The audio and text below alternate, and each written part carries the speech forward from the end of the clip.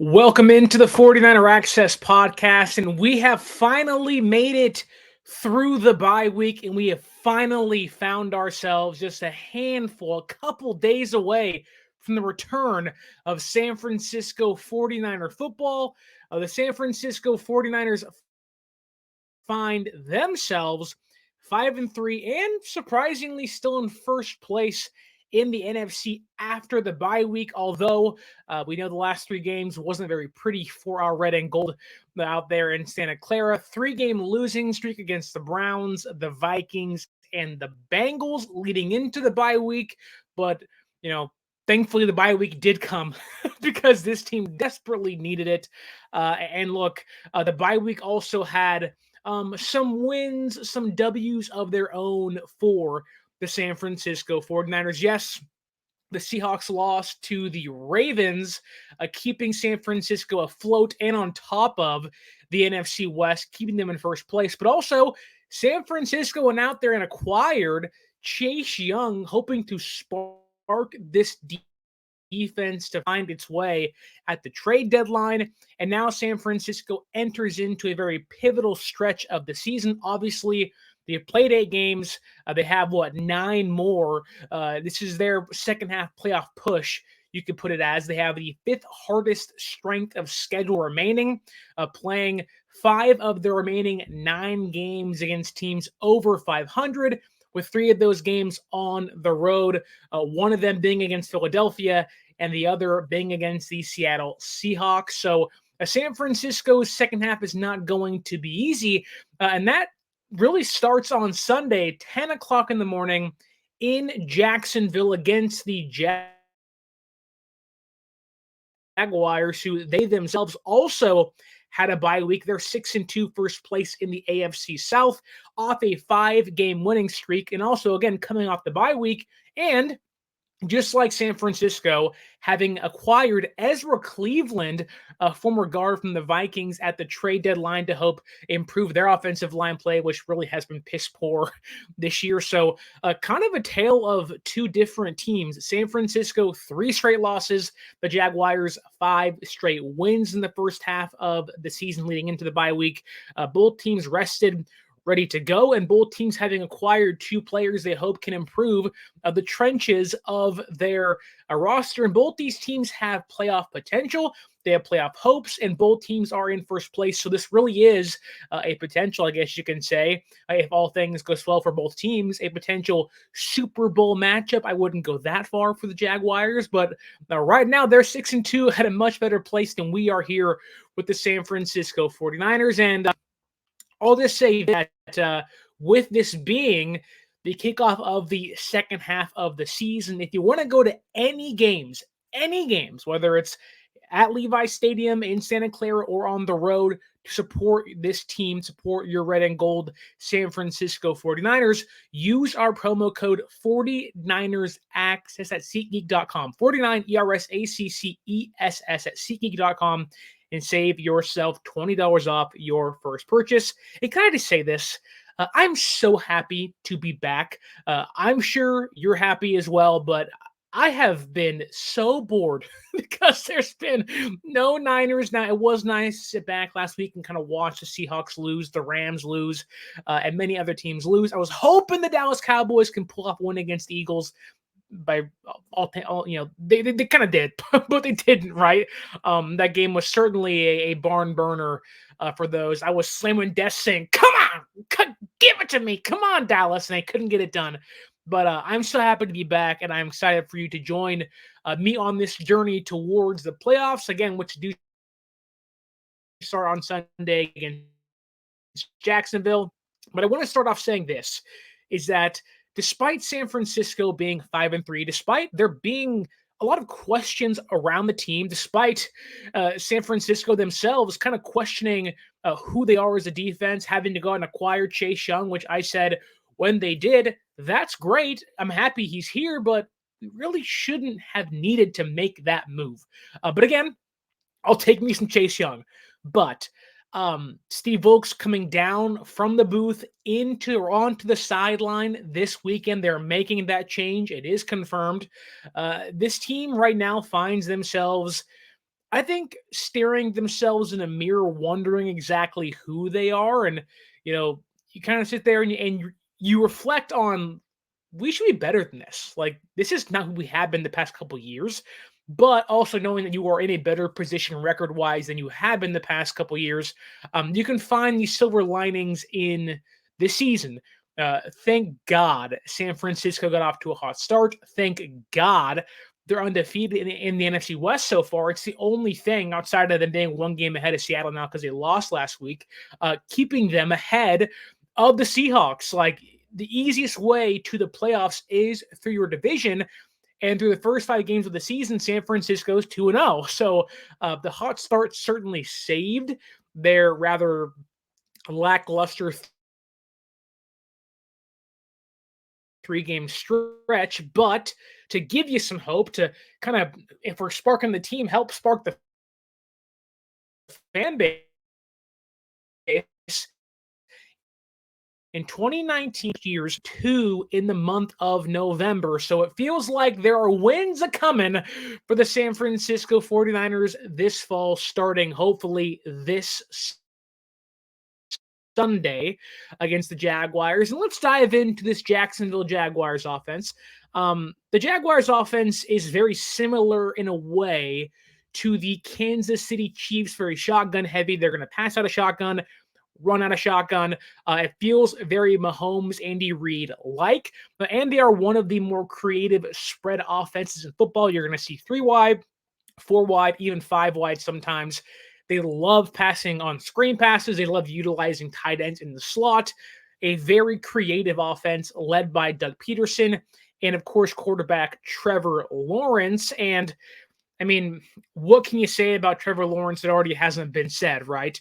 Trevor Lawrence came into the league as one of the best quarterback prospects of all time, compared to Peyton Manning and Andrew Luck.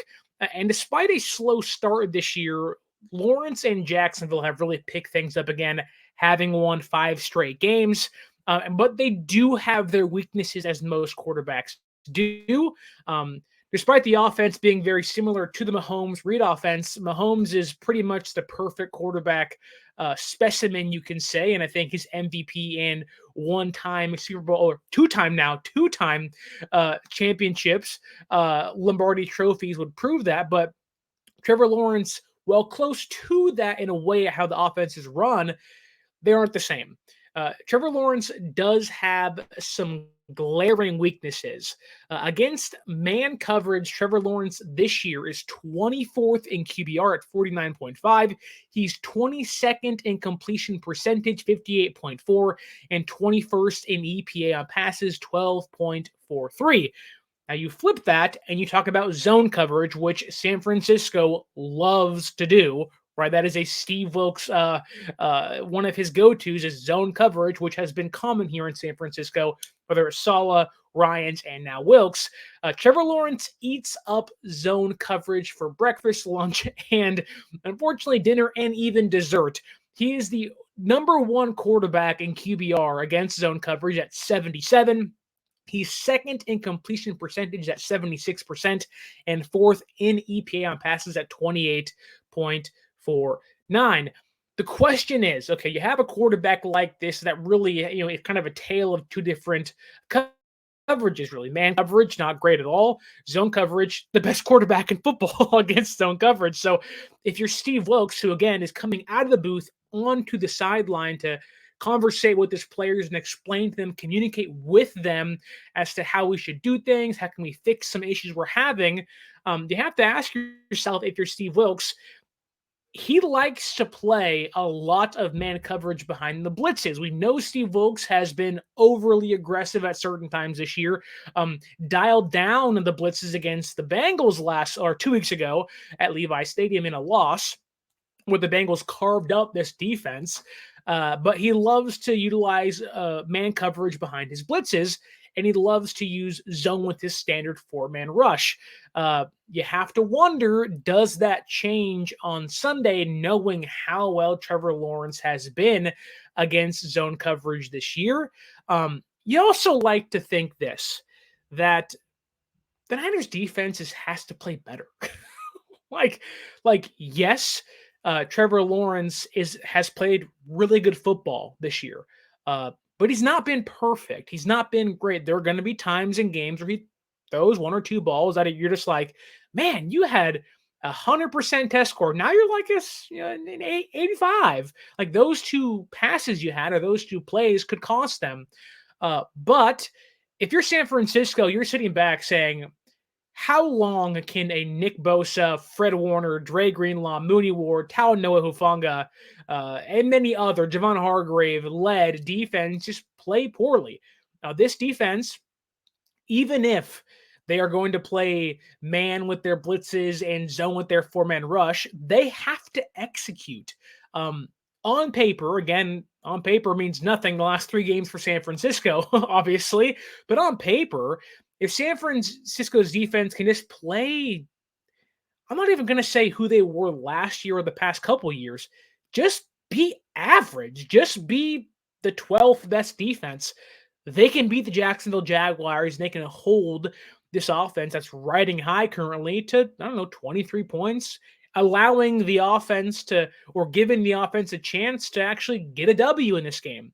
The defense has to play their part. They have to play their role, and you hope Chase Young, now he's in the building after 2 weeks with the team, with the roster, holding hands with Nick Bosa, playing Kumbaya, Ohio State Buckeye Brothers, right? Like you hope that there's going to be this change. There's going to be this spark. The whole conversation after the loss against the Bengals was, we look tired. I don't love, like, you're not going to not get less tired as the season progresses. That worries me. But one game at a time, you escape against Jacksonville, then you play the Buccaneers, and all of a sudden, here's Seattle, then here's Philadelphia, then here's Seattle again. San Francisco has a chance here to beat a really good football team and become 6-3 and knock Jacksonville down a peg. And also climb up the rankings again, and you hope a team maybe like the Cowboys can lose and whatever. Like the Lions can lose as well, right? Like you're hoping that week by week you're improving your ranking, and you hopefully by week 13 against Philadelphia you're tied for the first seed in the NFC. Now it's probably not going to happen, but you got to try. You have to fight, right? And this is a chance for this defense to step up. I do think that we are probably going to see Steve Wilks play man coverage with his blitzes. That feels like the obvious thing. Now, obviously, there's a risk there, right? There's a risk in Lawrence running. He's one of the best running quarterbacks, scrambling quarterbacks in football. He averages 25.5 yards per game on the ground, third most amongst quarterbacks. He also has the 6th highest scramble rate, taking off on 7.5% of dropbacks. So he likes to run. He's very, very mobile. And for a team that really hasn't tackled well and hasn't been able to contain the edge, again, you hope Chase Young can help fix that, but they have struggled there. This could be a chance for a mobile quarterback like Trevor Lawrence to take advantage of you playing man behind your blitzes, but also for a team that has struggled to cover with Isaiah Oliver, even Mooney Ward at times, and Lenore. You are putting your players on an island and hoping that the bye week they've kind of taken a look in the mirror and kind of checked themselves. Now they're ready to go out there and prove themselves. So this is a chance for San Francisco's defense to really make a statement, to almost test themselves. You have a week off to kind of reset, rest up, get healthy, mentally refresh yourself, like Brock Purdy out there at Iowa on the cornfields, right? But your defense has a chance to kind of reset themselves and go, look, we're so much better than this. It's almost like, I don't know what you call it, but the message of like, get up in the morning and say something kind about yourself to start the day positive. Like, you look gorgeous in the mirror. You look pretty. It's like, I can do this. You can do this. San Francisco needs to find their confidence again. Really, like they do. There's no reason as to why Lenore can be playing that bad, or Isaiah Oliver, who isn't great, he's playing awful. There's no reason as to why Nick Bosa and company can't get sacks and get to the quarterback and finish the job. This is a big game for them. I could argue even more so for the defense than the offense, again, considering you can't set the edge, you almost had no contain, and you can't tackle. If I told you Fred Warner All-Pro Fred and Dre Greenlaw have missed a combined 31 tackles through 8 games, almost 4 tackles a game. And they're on pace for 66 missed tackles this season. When I read that stat, it blew my freaking mind. I said, huh? And it's pretty obvious when you watch the games that, yes, we're missing tackles, but you see the number and you go, oh my God, we suck. And to put it in perspective, they missed only 42 tackles in 2022, and they're already at 31. Again, if you want a chance to keep the Jacksonville Jaguars offense under wraps, you have to be able to tackle. You have to have your lead hunters be able to secure their prey, to finish off their prey, your Nick Boses, your Warners, your Greenlaws. And if Lawrence scrambles, give him a knock. If you're going to throw screen passes the highest rate in football, give Etienne a knock. Like this, the Jaguars offense is really good. They're wildly underrated in my opinion. You can argue who have they played. For San Francisco, I don't care about who the opponent has played. You need to reestablish yourself as an NFC powerhouse. You have ESPN and you have Fox Sports FS1 talking about the Dallas Cowboys being the Eagles' biggest threat. Yes, divisional opponents. I get they've played one game in Dallas, took them to the wire, had them beat 3 times and couldn't get the dub. I get that. San Francisco boat raced the Cowboys 42-10, then lost 3 games in a row. San Francisco has to reestablish themselves as an NFC powerhouse because right now, nobody believes in them outside of themselves and this fan base. And even the fan base is starting to question how great or how good this team truly is. And there are areas to worry as to Steve Wilks. You got 2 games to prove yourself here. Jacksonville, Tampa Bay.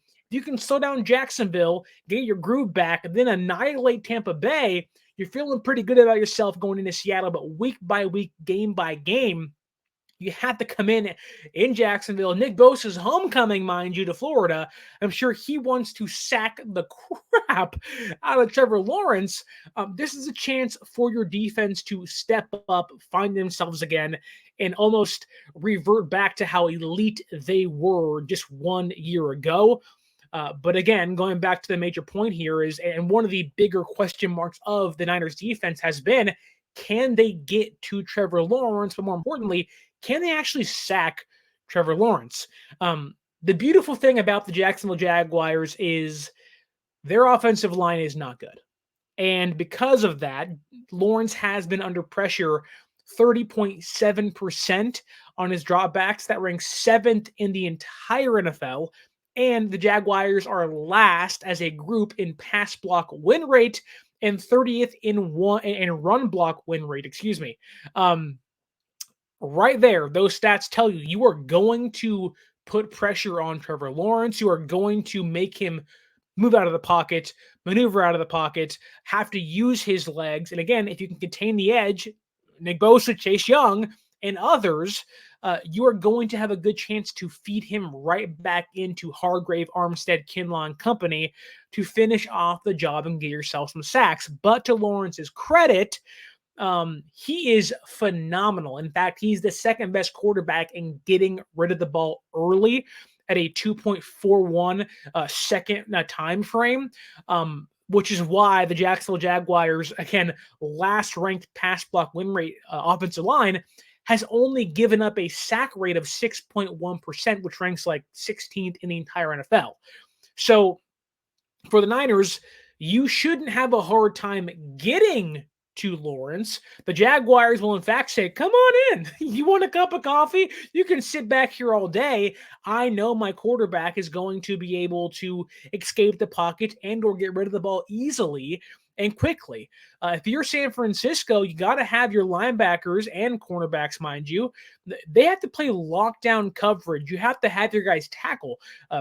San Francisco has never minded giving up the underneath. It's always been the up top. They've hated giving up.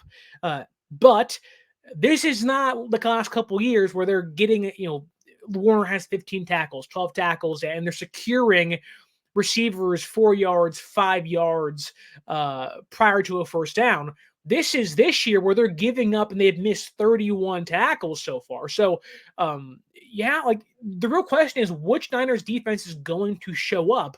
Last year's defense, this year's defense, I would assume somewhere in between as they work their way back up to that level.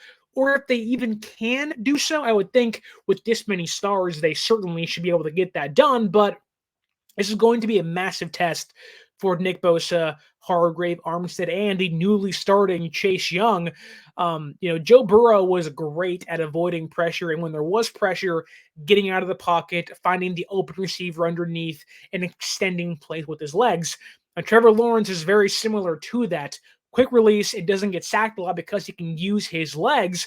We're going to see just how much a Chase Young level acquisition can help this Niners defense because, oh my goodness, if they can't slow down Trevor Lawrence with Chase Young, we're going to have even bigger conversations of this defense is bottom tier in football. They already ranked 20th or like 22nd in run defense, which Chase Young should help that, but still, there's many questions here. San Francisco almost has to prove doubters wrong, which coming into this year seemed kind of unfathomable. It felt like what? like why would San Francisco have to prove anything? They're 5-0. They were in the NFC Championship game last year. They have a quarterback now. They have Hargrave now. They have Chase Young now.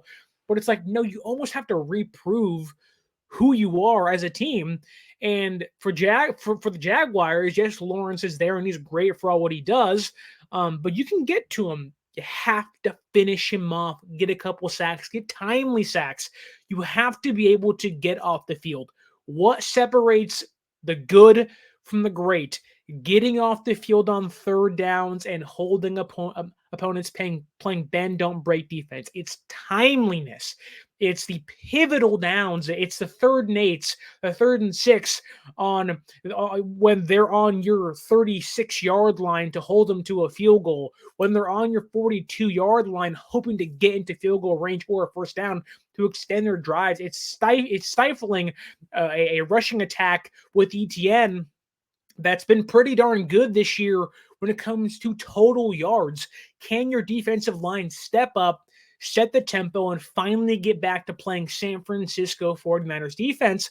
And then if they can do that, you're going to allow Warner and Greenlaw to feed off the energy and again become the hunters they have been the past few years, which again then feeds off and helps your secondary play better in coverage. If this defensive line, which has no excuse to play poorly, if they can get to Lawrence and get pressure on him and they can start tackling again, which apparently is a big ask, this defense is going to improve incrementally every single play, every single week. Going to be a few blimps. We'll see how the Wilks out of the booth on the field works out. But if you can win in the trenches, which on paper and really just by name only, San Francisco should be able to do so. Nick Bosa's getting pressure, not getting sacks. San Francisco made it a point to acquire Chase Young for a reason. They want to finish off plays, finish the story like Cody Rhodes, right? Right now, they have lost to Roman Reigns, WrestleMania 38 or whatever it was in LA last year. Now it's time to get the rematch and beat him again this WrestleMania. San Francisco has to view this as every game is a playoff game from here on out. Yes, you're in first place. You have some cushion. I get that. It's one game, and you haven't played Seattle just yet. But the way you played the last 3 weeks, that ain't going to cut it against Seattle, Philadelphia, Baltimore, and others. You have to establish your trenches. You have to get to the quarterback, and you have to rely on your stars to start playing better. For the Jaguars, though, I don't want to disrespect their weaponry. It's pretty darn good. And that starts with Calvin Ridley. You talk about, well, maybe he gambles on this game and we're all good here and it's not a worry, but this year he's been pretty darn good for the Jaguars. He's a receiver who I wouldn't call him a true number one, but he's a receiver. He's kind of like a Amari Cooper light, in my opinion. Different skill sets, mind you, but he's really good at every single level. He can beat you on a comebacker. He'll beat you on a slant on 3rd and 4 for a first down. Then he'll take you over the top, no problem. Calvin Ridley, my main concern is that while I would assume Mooney Ward's going to be on him the majority of the time, if it's Lenore on him, night-night. If by any chance, and it probably won't be, by any chance, if it's Oliver on Ridley, the way they played the past couple weeks, it's, oh my goodness, screaming up the TV, no, no, no, no, someone cover him, no, no. But that moves us to Christian Kirk, who is likely going to be this team's slot receiver against and lined up across from Isaiah Oliver, unless San Francisco decides to make a change. I know I'm forgetting his name right now. I know Darrell Luter Jr. is coming off the PUP list, or he's practicing again, hoping to get back. I don't think he's going to be out there. I don't think Ambry Thomas is going to play in this game, but unless they make a change, it's going to be Christian Kirk against Isaiah Oliver, and that horrifies me to a point of Halloween season, Michael Myers, Freddy Krueger, Jason Voorhees, Ghostface, because Christian Kirk is basically a top 3 slot receiver in football. He has 43 receptions, 520 yards, and 3 touchdowns this year. Doesn't sound too crazy. Then you realize he has the 3rd most yards, almost 400, from the slot receiver position. And you're sitting there saying, so we can't get pressure, we can't get sacks, we can't finish off quarterbacks, we can't contain the edge. What else can we do? Oh, Isaiah Oliver has been a liability for the past month. And he's playing one of the best slot receivers in football. Ooh, I can't wait for this one. You're like, uh-oh. This is going to be a massive test for him. Kirk is fast as can be. Some say Jacksonville overpaid for him. I just don't believe that. He's been money for them since he jumped on the field last year, coming over from the Cardinals 2 off seasons ago. He's been great. Him and Lawrence have amazing chemistry. And he is going to cook the living you-know-what out of a slow as you-know-what. Isaiah Oliver. Kirk is shifty. He's fast on end arounds. And again, in the slot on slants, he will beat you deep at all 3 levels. He is great out of the slot. And for a bigger body guy like Christian Kirk, like Isaiah Oliver, this is a matchup made in hell for him. But I will say this, that the Jacksonville Jaguars love to use Evan Ingram, their tight end, out of the slot, which you would like to assume you'd have a Warner or Greenlaw on him. But if there is an opportunity for Isaiah Oliver to face a bigger body, despite him being really fast, Evan Ingram has like 4.4 speed, and they utilize him kind of like Travis Kelce. Again, going back to the KC Jacksonville similarities with their offense, I do think Isaiah Oliver should have more success against Evan Ingram if he is in the slot, which he will be at times. But if he's not, you would like to think Fred Warner and Greenlaw can take care of him, but you just want to give him credit.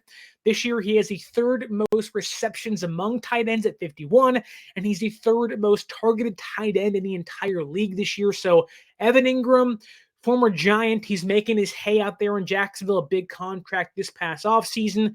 But Isaiah Oliver is either going to have Christian Kirk or Ingram in front of him. My money would be on him actually being able to stop Ingram. Christian Kirk, not so much. Not so much, even to a point where I would say, hey, if you had Evan Ingram in the slot or you have Christian Kirk out there, you might want to figure out some personnel change and only rush 3, and you want to have Greenlaw or Warner against Evan Ingram with Oren Burks on the field as well, because you need to tackle somebody. And with the speed the Jaguars have, it's not Miami Dolphins level. It's kind of a step down from that, but Ridley's pretty quick. They have one of the faster tight ends in Ingram. Christian Kirk is a blazer. And of course, you have their burner. You have Zay Jones, who, just to pat myself on the back here, if I can, I wanted San Francisco to sign Zay Jones 2 off seasons ago, and boy, would that be awesome compared to Danny Gray right now, because Danny Gray is kind of in the Shanahan doghouse, and he ain't getting out anytime soon, unfortunately. Despite being hurt, now working with a back from injury. Shanahan, not a fan of that guy. But Zay Jones, kind of a jack of all trades, master of none, but this man loves to go deep. And let me tell you this, Jacksonville is going to take shots against this defense. It's almost as if it's annoying to say over and over and over again, if the Niners can just tackle, they're going to be able to at least limit this Jaguars offense. And it's going to force the Jacksonville Jaguars to take shots downfield and force things downfield, which you hope can turn into turnovers and takeaways. I believe our defense still has 10, which ranks in the top 5 in football. It's not like the Niners shouldn't be able to have success if they can just do the basics, get sacks, get pressure, and tackle. It's almost like it's called tackle football for a reason. If you just tackle, you're going to have some success against the Jaguars offense, but it doesn't stop there. The Jaguars have one more weapon that is on the ground, where, again, going back to the whole speed conversation, he's not as fast as Tyreek Hill, but I tell you this, when he sees a lane, when he sees some space to the edge, he is just like freaking Flash, not Ezra Miller, mind you, but Flash the character, or like Dash from The Incredibles. He is just boom, he is gone, hits the Jets, has a light up sneakers like the 5-year-old kids back in 2002, where they were like, "Look, Mom, I'm fast!" And then the things lighting up on the concrete and the blacktop out there. But I mean, this guy is freaking fast. 6th this year with 583 yards in the entire league on the ground. And again, he's not in a, like, you're going to see his yards per carry like 3.9. That's not very good, but it's those big chunk plays he gets where you're like, oh my God. Like, again, those 3rd and 6s, those 2nd and 10s where you're like, oh, stop him here, make it 3rd and 8, make it 3rd and 6. Again, if they can tackle. But this is another game, which is most games, but this is pivotal here because he's so fast, because Etienne can beat you with the snap of the finger like a Tyreek Hill, although lesser than that. If he sees a lane to the edge, night, first down, night, 6 yards, 10 yards, 8 yards, he is going to get to the edge in an instant. You have to set the edge. Again, going back to the you have to do the basics conversation, but even more so, this is the Chase Young effect. There's more to just getting sacks and pressures. When San Francisco acquired Chase Young, it was, hey, you're a pretty darn good run defender, and our run defense stinks. What can we do to help limit opposing running backs? Oh, set the edge, get tackles, and also be just generally a really good run defender, which Chase Young is. This is going to be needed against the Jacksonville Jaguars. If you've looked at the Niners depth chart recently, you will see the starting edge rushers, which isn't a surprise, are Nick Bosa and Chase Young, 2 really good run defenders, although Nick Bosa has struggled so far to set the edge this year. That phrase is so annoying by now, I'm sorry. But you also see Drake Jackson, who was pretty poor in run defense, is all the way at number 5 at the very bottom of San Francisco's edge rushing depth chart.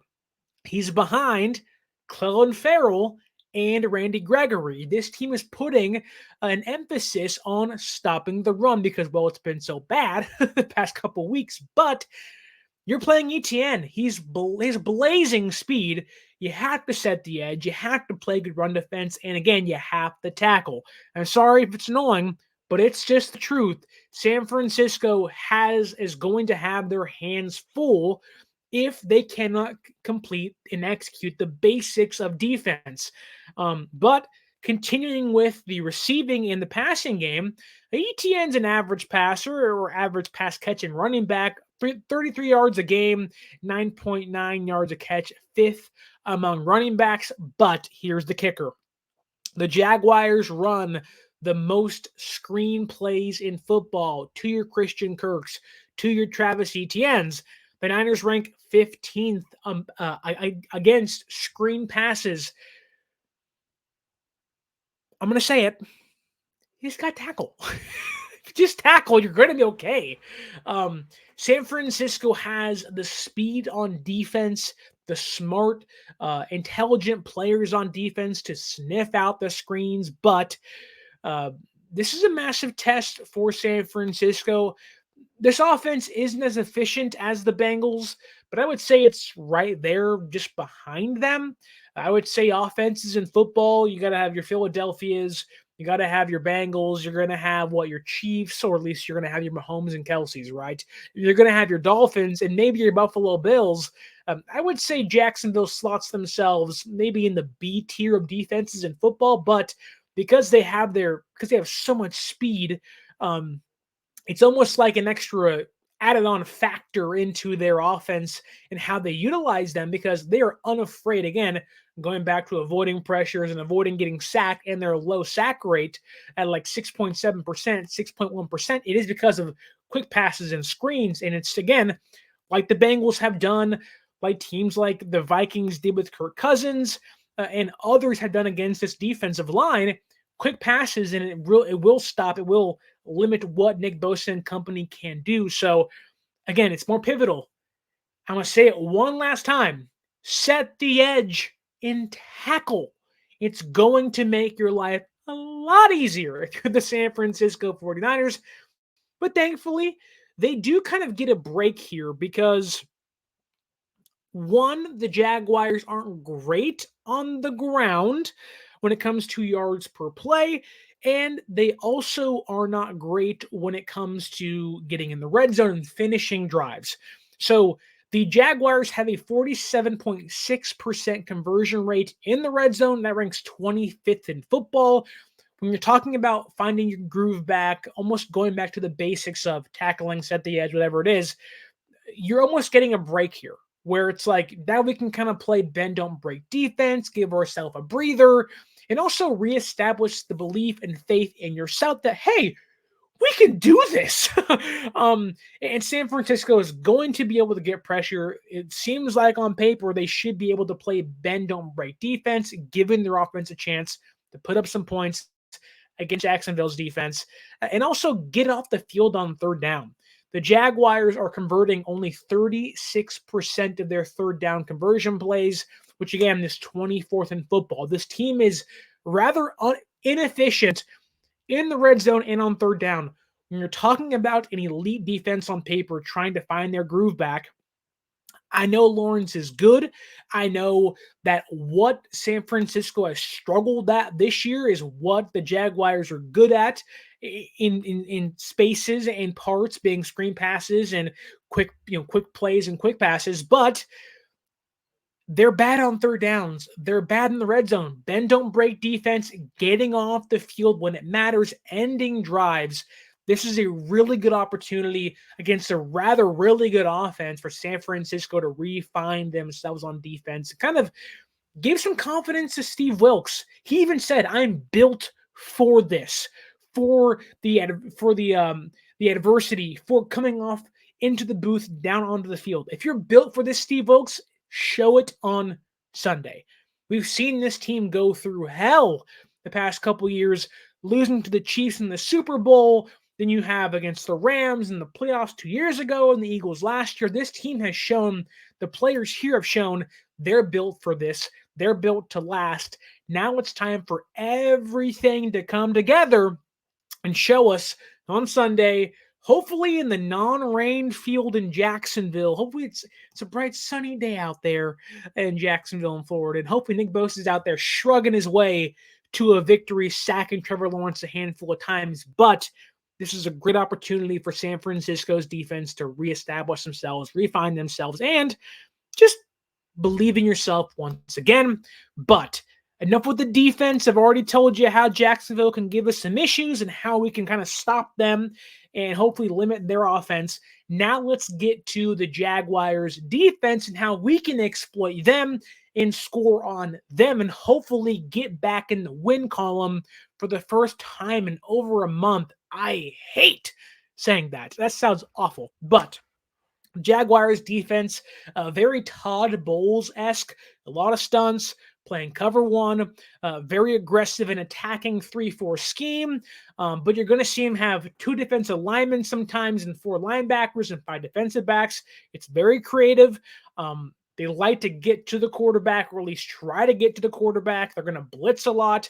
This defense, again, very Todd Bowles-esque. Go back to last year against Tampa Bay. First play of the game, what they do? Bring pressure and smack Brock Purdy to the ground. Eventually broke his ribs, and then won against the Seahawks the next week on Thursday night, clinching the division. That being said, this defense is very similar to that Todd Bowles defense in Tampa Bay. Personnel obviously very different, but very similar in how they want to attack an opposing offense.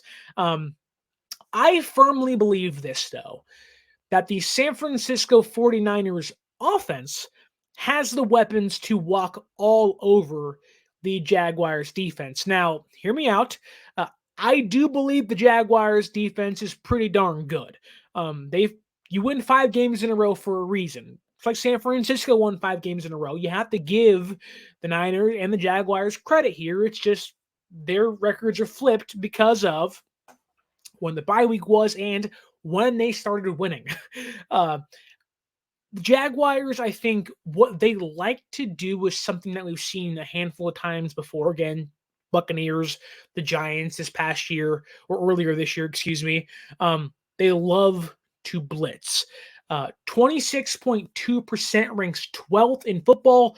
San Francisco has seen a much higher blitz rate against Brock Purdy and company this year and come out looking like a rose, right? I think this is, again, going back to the basics on defense. You can get back to the basics on offense here too. Talking about Brock Purdy the past couple of weeks, probably feeling like he has to play a little hero ball and it just not going well. What he has, 5 picks? 5 picks in the past past 3 games. And against the Vikings and against the Bengals, he has 2 picks on back-to-back drives in both those games. You can just tell there was a little bit of hero ball having been played or trying to be played, trying to do too much, right? This is a chance for Brock Purdy and the offense to get back to basics, find CMC, find a returning Deebo Samuel back on the field. How great is that to hear your Brandon Ayuk's, your George Kittles, find them on quick passes and let the Yak Bros, let CMC do the work for you. This does feel like San Francisco, again, a week and a half off, whatever it is. I'm sure Shanahan has just not left the film room, and I'm going to guarantee the offense looks a lot better against Jacksonville than they did against the Bengals, Vikings, and the Browns. No more 17-point games. Gotta get 20. Let's get 25. Let's refine ourselves back to 30 again. You get 30, you're probably going to win. I don't think they'll get 30, but I do think that they have a good chance of beating up on this Jaguars defense. Brock Purdy willing to look out for Josh Allen, though. No, not the quarterback. Josh Allen, the defensive end, has 9 sacks this year, 4th in the entire league and 20 pressures, tied for 15th. He is basically a B-plus edge rusher. He is a step below your Nick Bosa's, your Myles Garrett, your Micah Parsons. He's kind of a Rashawn Gary kind of player. He's really good, though.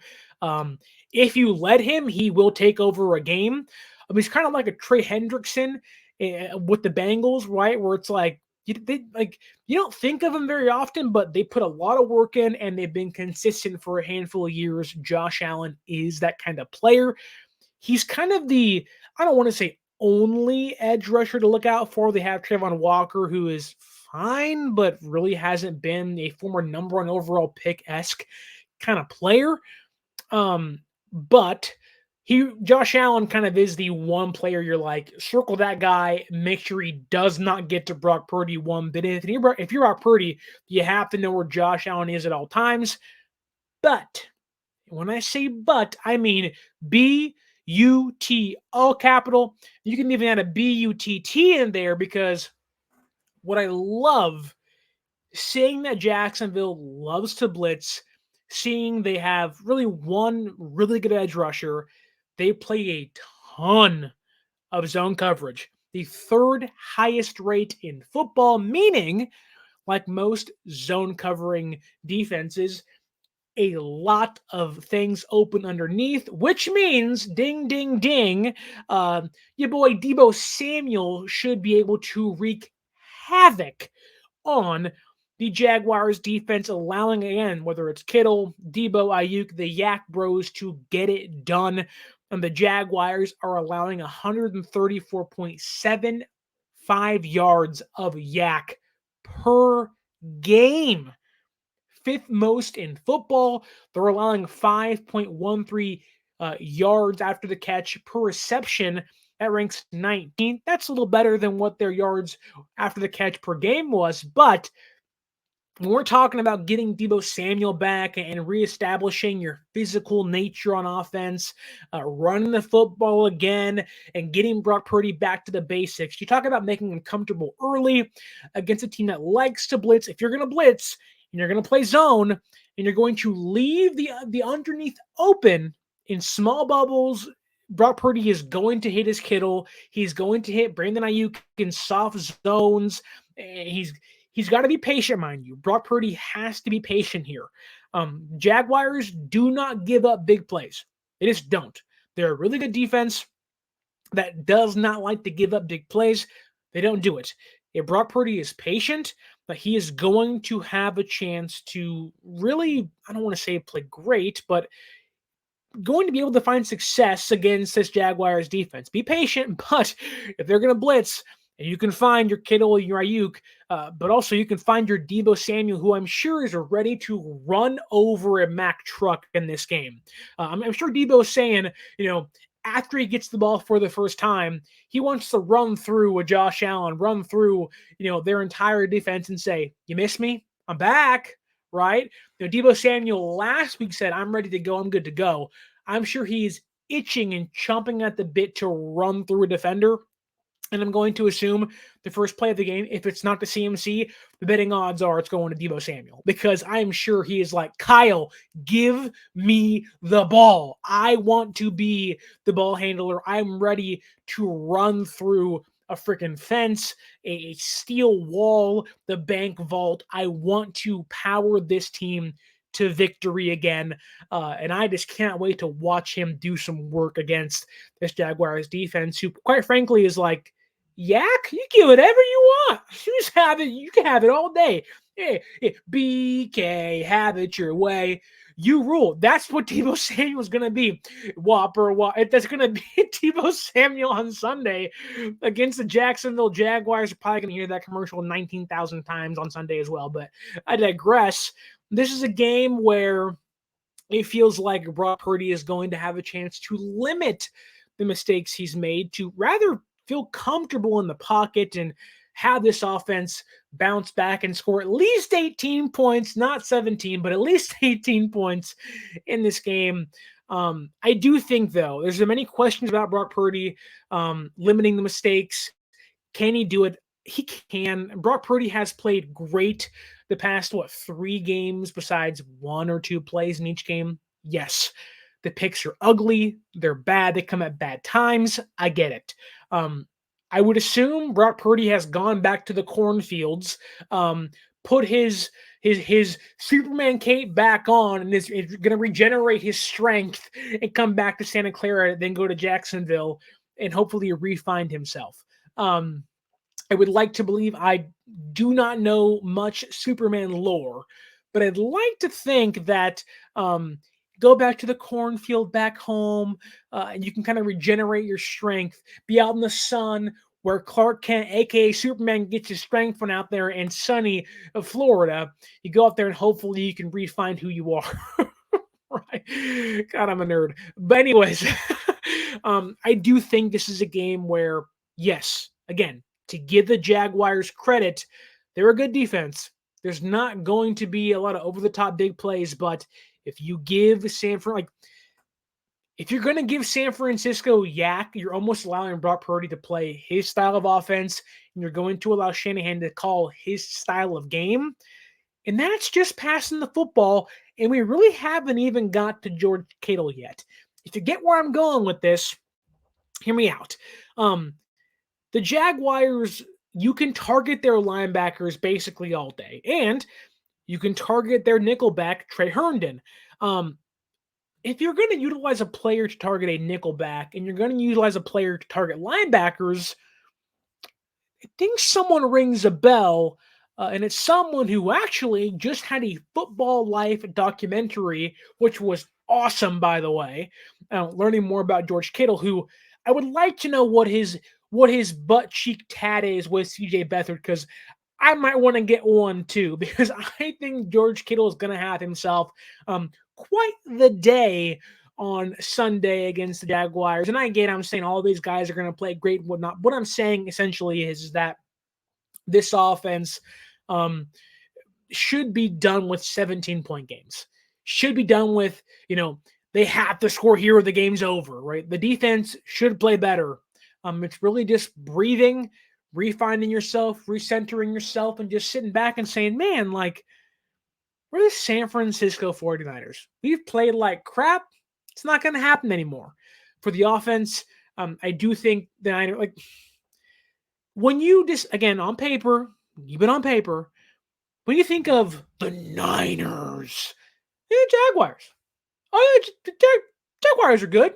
But then there's the Niners. You're like, they're elite. They got Bosa and Hargrave and Kittle. Like, you just go through the entire roster and say, better. Like, the only position where the Jaguars are maybe better is quarterback. That's it. And maybe offensive line, only because San Francisco's kind of banged up right now. Like, and even then, the Jaguars' offensive line is kind of cheeks, kind of sus. Like, they're worse than mid, as the kids say, right? I'm only 26, Jesus. But anyways, all of that set out there. The most important thing for San Francisco's offense, yes, Brock Purdy, no turnovers, yes, scoring over 17 points, getting Deebo back, reestablishing the yak, this, that, and the other. I get all that stuff. The one thing the San Francisco 49ers offense needs to do, the one thing I would assume Kyle Shanahan is saying, if we're going to do anything right against the Jaguars on offense, it's going to be this. That is, run the football. Which is weird to say, knowing that Christian McCaffrey still leads the NFL in rushing. But this goes back to trench warfare. Having Trent Williams back at practice on Thursday, great sign. Hopefully he can play. We'll see what that looks like going forward. Again, you're out there practicing. I would assume Trent wants to play. I get them being cautious, but getting Trent Williams back is more important than Steve Wilks being on the sideline. You get Trent Williams back at left tackle, knowing Aaron Banks has turf toe and is not going to play in this game. You are giving your offense a massive boost, protecting Brock Purdy's blind side, and giving them a lane to run behind. You're giving them almost a guaranteed hole to run through when you have Trent Williams out there. Again, if he is not healthy enough to play, I get not playing him, but my God, if we have to watch Jalen Moore and John Feliciano play left tackle and left guard with Brendel, Burford, and McKivitz, I might throw up. I might gut myself because, oh my God, that's a nightmare. Just on a running the football basis. But if you get Trent Williams back, you're in freaking good hands, my friend. Let Allstate stand. Like, you are in good hands with Trent Williams back, knowing that the Jaguars have the third-ranked run defense in football, only giving up 79.3 yards per game. But every will, there's a way. Every stat I have, there's a but to follow. The Jaguars have only faced one top 10 rushing or yards per carry team in football. That is the ninth ranked Colts. San Francisco ranks San Francisco ranks 7th in yards per carry, and with the last 3 games averaging 95.3 yards a game, with their first 5 over 150 yards per game. When you talk about you getting almost the biggest lift you can outside of literally having Jesus Christ lift you up to a Super Bowl victory, right? It's getting Trent Williams back on the field for the San Francisco 49ers. He opens up so much for you. And not to be sacrilegious, right? Just Trent Williams is such a big help to the Niners offense. It's almost like trying to think of an analogy. There really isn't one, but it's almost like the biggest boost an offense can have. It would be like you take away any quarterback's left tackle and left guard and number 1 receiver, it's going to be hard for that team to win. It's going to be hard for that team to be successful. You get Deebo Samuel back. It pushes Ayuk back to receiver number 2, Jennings back to 3. Kittle is now your tight end number 1 again and not a mainstay in the offense. You're pushing guys back into their normal role, making things fit and work much better. Then you get Trent Williams back. You have your left tackle. You take away the Eagles' left tackle. You take away the Cowboys' left tackle. Their unit becomes much weaker. Now, the difference is some of those teams have good backups, but you take away Mahomes' left tackle, you take away star quarterbacks' left tackles, it's going to be harder for them to succeed. Purdy hasn't had Deebo. He hasn't had Trent, and he's still played relatively well over the course of the last 3 games. Now what it looks like getting those players back, players go back into their preconceived roles, they get more comfortable, and the offense gets smooth like butter. For my K-pop fans like BTS, like butter. I think San Francisco, I'm not going to say crush or kill. This team still has a lot to prove to me. I'm assuming to yourself, but I do think the Niners can get back on track in Jacksonville. I think they have done a lot of reflection. You can tell there was a boost once Chase Young got there. I think this team, again, they just needed some time to sit back and say, like, what is going on? Like, what is happening? You go back home, you sit with your family, get a week off, and you just kind of breathe and go, we're okay. I to be honest with you, I've had a pretty crappy week for a variety of reasons. I got a $108 parking ticket. My immediate reaction was to yell and scream and curse and kick the meter and go down to the San Francisco meter maze and start punching and kicking and screaming. I breathed and I said, well, it's 11:35 p.m. and I have to go home still. What's it worth being mad over driving home? I'm going to get into an accident and hurt myself. I'm going to breathe. I can be angry. I'm going to appeal this thing, which I didn't. Hopefully it doesn't. Hopefully I get passed. I paid the meter, folks. I shouldn't have got a ticket. But hoping, like myself, San Francisco sat back and said, everything's okay. It was a blip in the radar. It's not going to happen again. I'll find a way to maneuver around it and work through it. San Francisco had their parking ticket against the Browns and against the Vikings and against the Bengals. Had a week off to breathe, reflect, and say, how can I not get a ticket next time? Like myself. Now, unfortunately for myself, there is no solution. but for San Francisco, there's a handful in front of them. And I think against Jacksonville, they can find those solutions needed to win. I think they do win 27-24. If it's a Jake Moody game-winning field goal, wouldn't that just be icing on the cake? I don't want any cake. I'd rather have the whole meal and just say it's 24-0. But that being said, 27-24 is my prediction. San Francisco gets back in the win column, finding themselves once again on the road and reestablishing themselves as, they just needed a week off and everything is A-okay. But we shall see.